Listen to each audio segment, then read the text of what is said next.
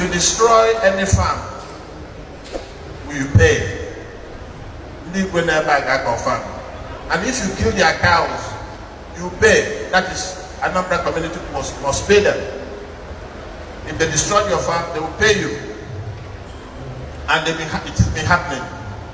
If for any reason somebody dies, it's a police matter, but if our people is killed, they will pay 500,000 naira while the police continues the action. If their people is killed, we also pay 500,000 naira. And you know, so we have handled this very well. I use the helicopter every 2 weeks to fly around and see whether there are gatherings of cows or anything. Then we send the Mietiala, who is my staff. Mietiala is the government of Anambra State.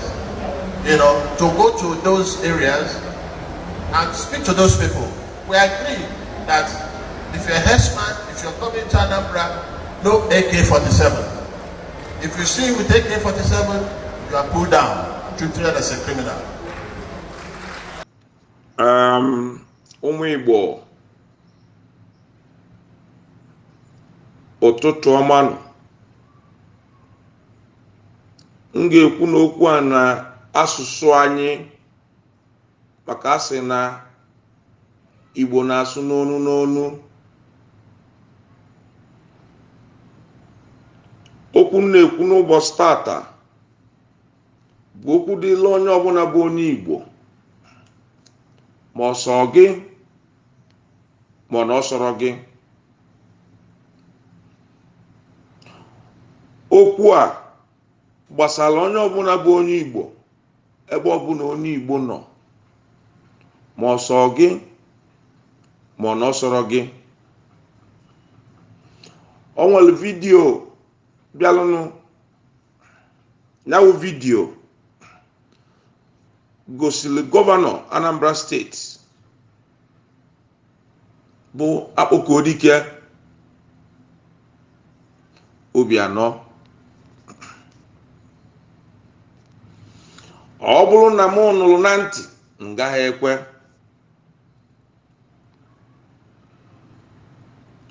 Ọ bụrụ na asịlụ na Obianọ kwuru okwu dị otu a, mụ ama nkwe,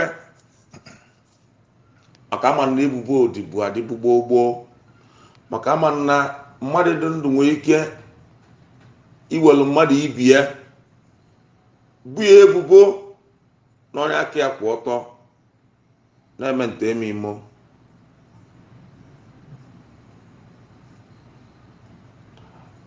Wee sị na m gechaziri nyawụ vidiyo ebe nnụlụ onu gọvanọ Obianọ, wee sị ka ntinye ya okwu ọnụ maka nyawụ ife m fụrụ na vidiyo. Okworo m edi, okworokwana m agba nkịtị, maka na mmụọ dị na-arụ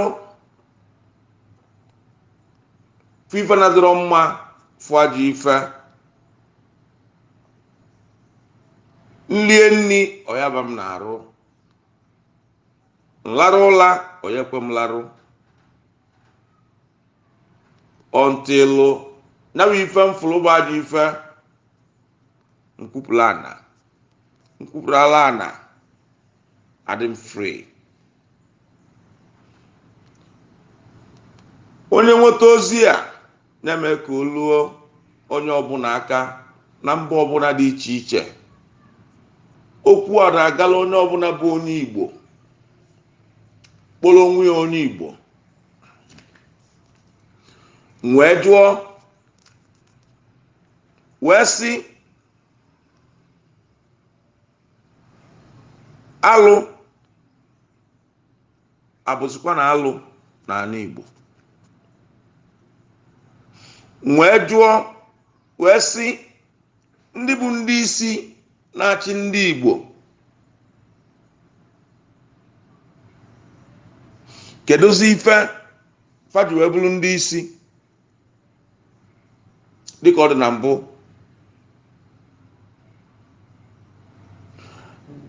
ndị a na-akpọ ndị isi na ndị ndu ndị Igbo ọkwa ndị na-enekwata ndị Igbo ga-abụ anwụta onye Igbo na-arụ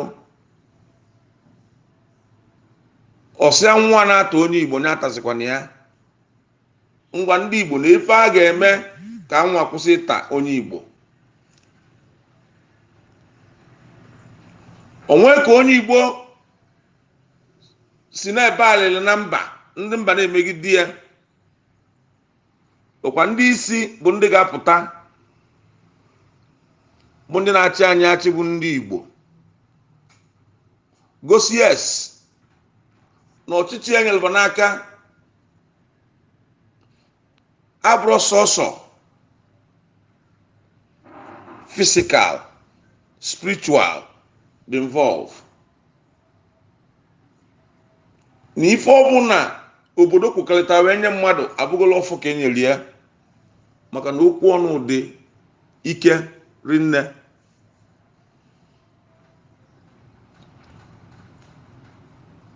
nwanne m nwoke Your Excellency Akpọkodike Obianọ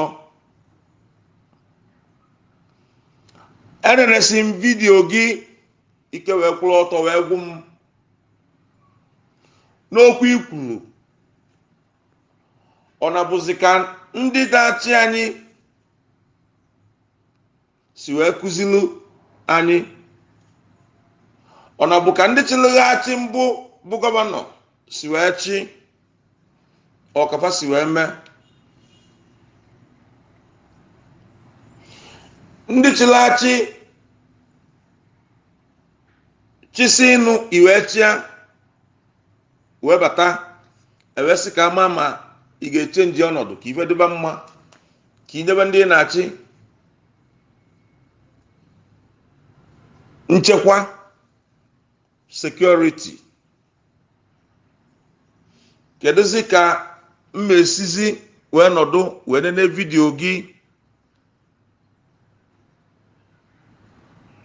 okwu asụsụ na menụrọ ọ bụzalụ n'ọnụ gị ka ọ ga-esi wepụta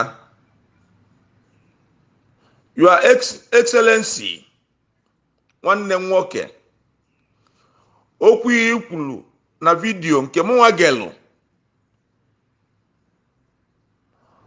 ọ jọrọ njọ wee sikarịa nkakwu n'isi ọ jọrọ njọ na be mmụọ ọ jọrọ njọ na be Chukwu ọ jọrọ njọ ndị ichie ebe nna anyị va ọ jọrọ njọ ana jụrụ ya ajụ mmadụ dị ndụ jụrụ ya ajụ ọ bụkwanụ na mmiri si n'isi gbalụba nsogbu ụdị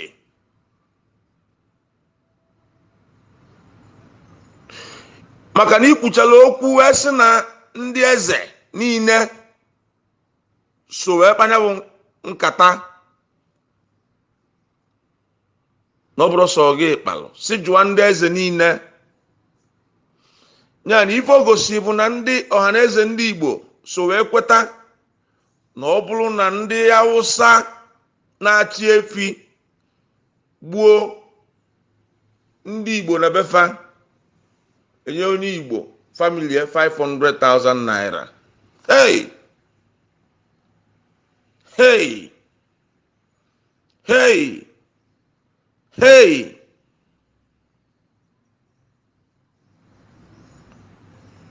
Anụnụrụ m ụdị a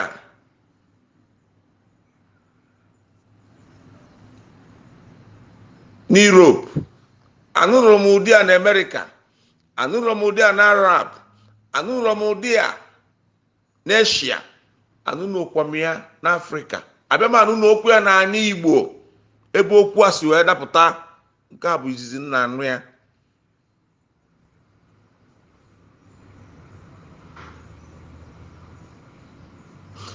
Nwanne m aka m agwa gị alụlụmana dị ya mana nwanne m agwakwa gị agwala m gị agwa eziokwu dị ya. Biko nu onye nweta ozi a natụghalị ya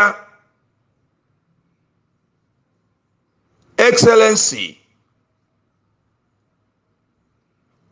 Chief Akpoko-Dike, Gọvanọ Anambra Steeti Obianọ,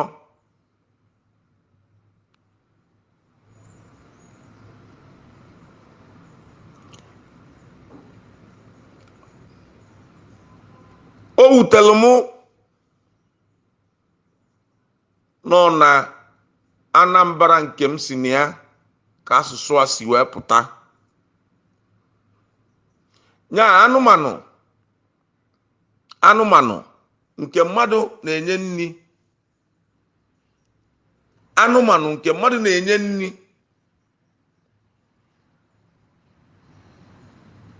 ọzụkwa efi nke mmadụ na-enye nri,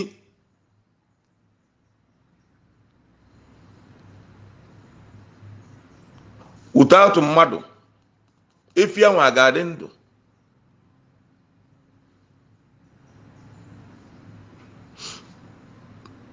O wee bụzialụ na onye na-achị efi wezalụ maka efi wee gbuo mmadụ, onye family 500,000 naira. Your Excellency, ana m ekwu okwu a maka vidiyo m fụrụ na ọ bụrụ na nnụ na ntị, politiks adịrọ na nke a.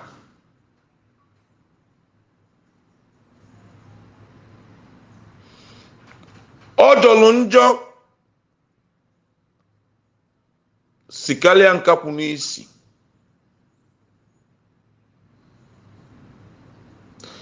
Makwala ife ị na-represent ọnọdụ ahụ ị nọ nwere ife ị na-represent.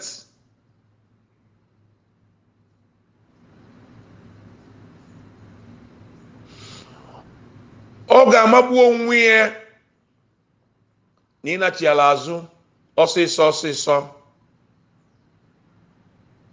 dịkwakwuo na ife ikwu na ikwuru ọzọ.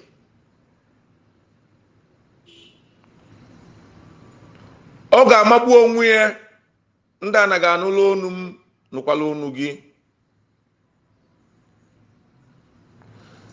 Nachi ya kwa azụ kwukwuo otu ahụ isi wee kwue na vidiyo, kwukwuo otu ahụ isi wee kwue na midia na telivishọn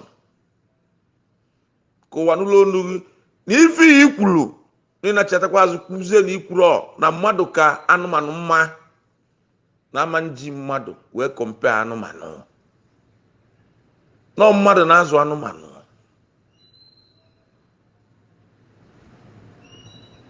Na Chukwu kelu mmadụ melụ mmadụ king on earth.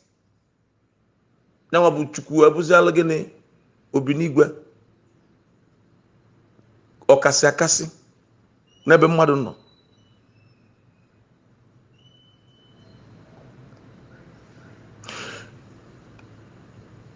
Ndị ugwu bụ ndị hate Fulanis ị na-enye ikike maka ikwuchakwuo na ndị eze niile kwetalụ egbuo onye Igbo na fami ya na anị ya enye 500,000 naira. Ịmakwa na nya bụ okwu nwere ife sekụlụ nya bụ okwu, ife sekụlụ nya bụ okwu ruru nne, and onye ọbụla nwụrụnụ bụkwa n'isi gị ka ọ dị, ọkwa n'isi gị ka ọ dị, ọkwa n'isi gị ka ọ dị, mana be mmụọ mana be mmadụ. Ọkwa ka nji wee sị gị, Your Excellency nwanne mmadụ Chief Akpoko-Dike, Governor of Anambra State Obianọ, ka ị nachi ya kwa azụ kwuo na ife ahụ ikwuru na ikwu ọzọ.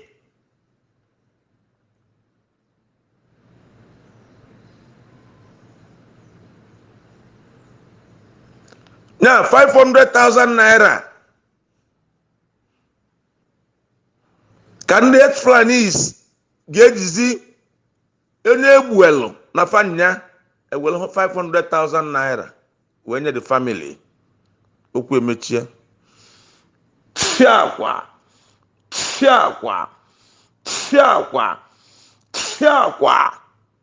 Hey, mba. Ndị igwe unu emekwa alụ. Ndị igwe unu ejizikwa ọfọ. Ndị igwe kedụzi ife unu na-eme. Ndị igwe kedụzi ife bụ ọnọdụ unu. Ndị igwe kedụzi ife bụ ọlụ unu. Ndị igwe kedụzi isi igwe a na-echi unu. Ndị igwe kedụzi ife unu na-emezi. Kedụzi ife unu ji wee bụrụ igwe. Hey, alụ melụ. Unu akpalịa na ndị nna nna anyị fa. Unu akpalịa na oche anwa a na-akpọ oche ndị eze.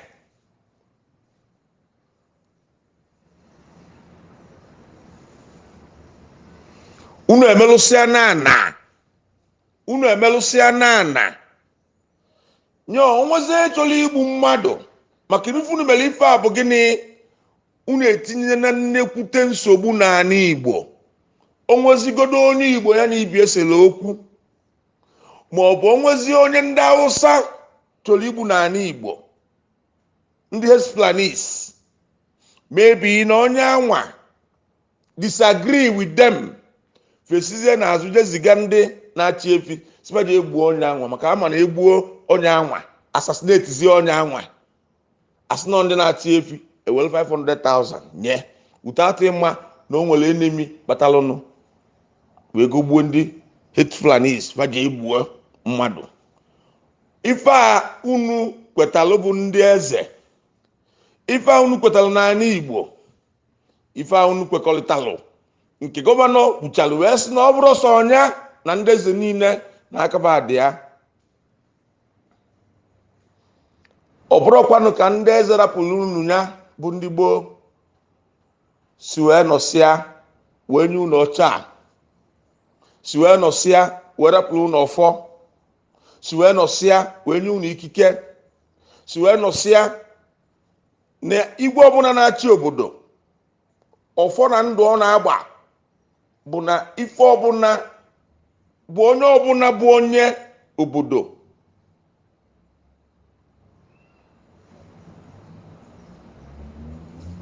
ife melụ na ọma nnọkọta na ndụ ya wee tinye aka ma ọ bụ na ngali ma ọ bụ lie ngali na onye obodo ya ọ bụ eze na ya ka egbufu onye ma ọ bụ ka o megide ya. Ngwa okwu ekwuru n'ụbọchị atọ unu kwekọrịtalụ unu afụgodo unu emegidewego. Unu nwa bụ ndị eze unu agafee na red line gafekwuo ọfọ nyelu unu mejọkwuo ana anyị nọ n'ime banye ikweta ka ndị bịara abịa bụ ndị ex-Fulanis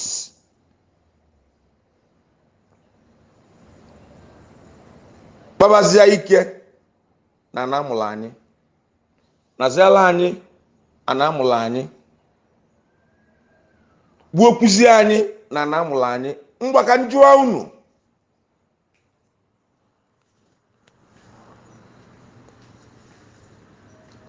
ndị igwe ka njụa unu, Your Excellency Gọvanọ Obianọ Akpọkuodike, ajụjụ na-ajụ unu echefulu na ndị Igbo nọ Katsina steeti, ndị Igbo nọ Kano, ndị Igbo nọ Sokoto steeti, ndị Igbo nọ Bauchi. Unu echetakwala na ndị Igbo nọ na North niile mana nafa nwelu iwu jifa n'obodo anwafa nọ.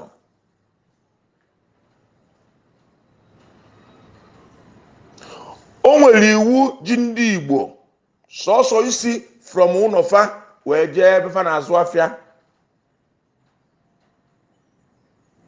wee nachi ya azụ. Unu anụnugo na ndị Igbo n'ugwu Awụsa nọkọtalụ wee gbuo ofu onye Awụsa? Unu anụnugo ya na ntị?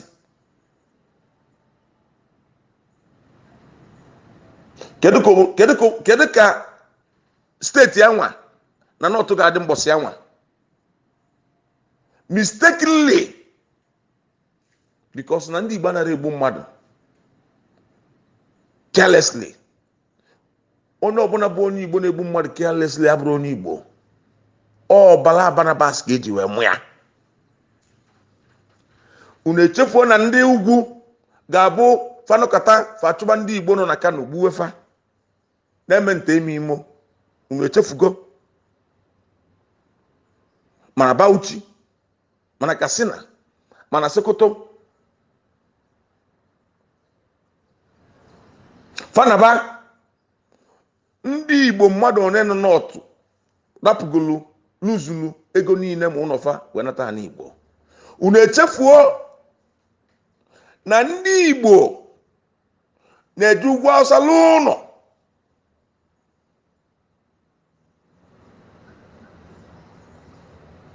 Anọkọta ndị Awụsa ebinie kpọọ mmadụ ụlọ ọkụ, bọọlụ mmadụ ụlọ niile ndị Igbo nwere, gbuo ndị a ga-egbu, ndị ga-agbazi ọsọ rapụ prọpati va n'ugwu Awụsa nata ha n'Igbo.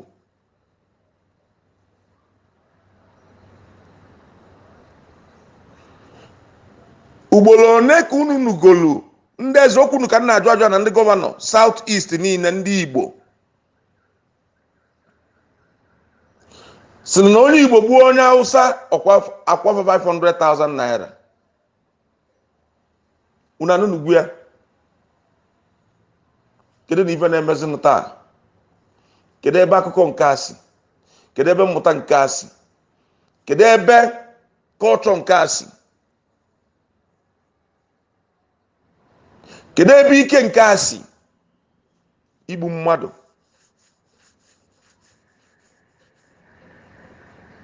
Ndị Igbo na-alụ nọ n'ugwu Awụsa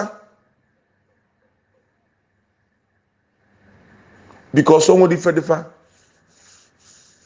fa enwere anything hiding in their cupboard. Ndị Igbo na-alụ nọ n'ugwu Awụsa mana ndị hate planis bịa feje lụọ ụnọ atani ụnọ osisi ma ego niile faji faje n'ọfịa fanalụ ndị Igbo anafa n'ụlọ osisi maka fama na ụlọ anwa fa lụrụ na the agenda will limit. Na their devilish agenda and secret agenda will limit. Ndị Awụsa na-ekwe na-alụ ụlọ ezigbo ụlọ anị nyefụkwasị ụlọ enu. Ndị a bụ ndị hate planis maka na fama alụ obunobi fa ji wee bata n'Igbo. Formal n'ife ji bata n'Igbo na obi fa akwụrụ ọtọ, obi fa adịrị ọcha. Ụnọ atani, ụnọ osisi ka fa ga-eje lụkọnata. Millionaires ndị Awụsa jezi alụkọnata ụnọ osisi maka formal na obi fa adịrị ọcha.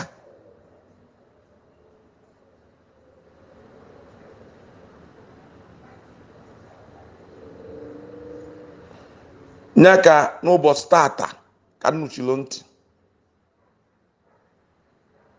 a na-ekwu ya ọbụla okwu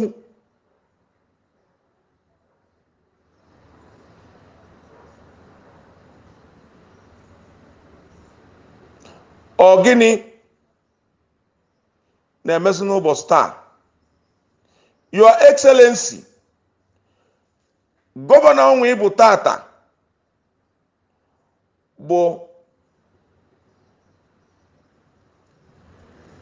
na ịnọ na ya taa bụ maka na ndị Igbo fụrụ gị n'anya ndị Anambra steeti fụghị n'anya maka gịnị? ọpụga n'ọdị afọ Igbo culture ọ ndị Igbo nwee and ndị Igbo gosilu gị n'Igbo bụ ofu. Anambra steeti gosilu gị na fama nkakata iru gaa azụ agbala gị mgba ka anapụ gị gọvanọ anwa n'ike. O nwere onye na-ekọbọ Your Excellency Akpọkọdike gọvanọ Obianọ ibupụtara ego nye ndị mmadụ na Anambra steeti, mana ndị Anambra steeti sịrị na nche anara eme n'iru odogwu na alụ ala emere n'iru odogwu. Iwu ka ọ bụ na a ga-ementenu kọlchọ ndị Igbo. O bugodo na steeti ndị ọzọ n'ala Igbo maọbụ APC ma PDP na-achị na ya, na nke Anambra bụ founder ọpụga bụ Chief Late Odumegwu Ojukwu, may so rest in peace, dike.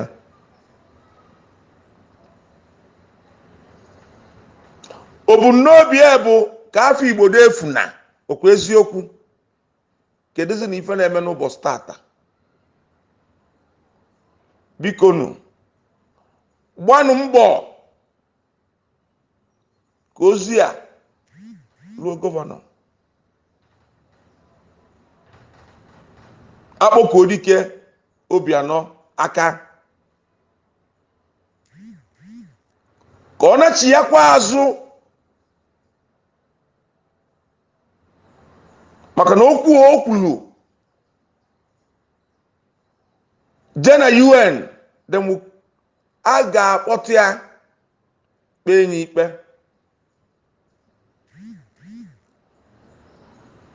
Ụwa niile forbid okwu o kwuru. Ụwa niile, culture niile forbid lu. Ọ bụ na onye na-achị anụmanụ gbuo onye mmadụ n'obodo ya maka anị ya, na onye na-achị anụmanụ ga-akwụ 500.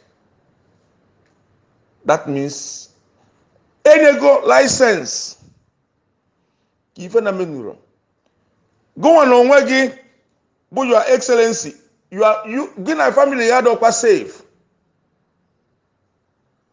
maka na ndị a inyere ikike bụ ndị hate planis mgbefa nwere wings nwee nku fachọwakwuo gị. Ọkwa na ebe onye bi ka ọ na-awachi. Ana m ayọ gị na-ayọsi gị ike, Your Excellency, in the history, ọkwa n'ọnụ gị bụ the first Igbo man kwuru ụdị okwu a, soro ụdị asụsụ a.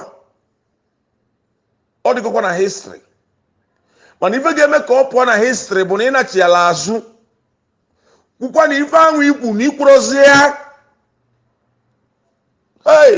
Sepụ isi gị na mmadụ Chukwu kere eke aya egburo mmadụ maka anụmanụ ọ na-achị.